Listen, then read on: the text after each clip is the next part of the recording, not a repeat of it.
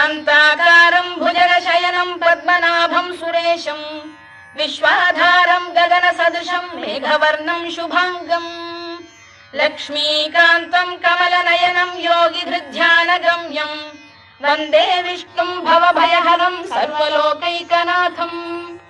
मेघश्यामं पीतकौशेयवासं श्रीवत्साङ्कं कौस्तुभोद्भासिताङ्गं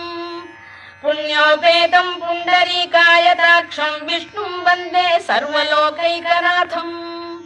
नमः समस्तभूतानामादिभूताय भूभृते अनेकरूपरूपाय विष्णवे प्रभविष्णवे सशङ्खचक्रं सकिरीटकुण्डलं सपीतवस्त्रं सरसीरुहेक्षणं सहारवक्षस्थलशोभिकौस्तुभं नमामि विष्णुं शिरसा चतुर्भुजं छायायां पारिजातस्य हेमसिंहासनोपरि आसीनम्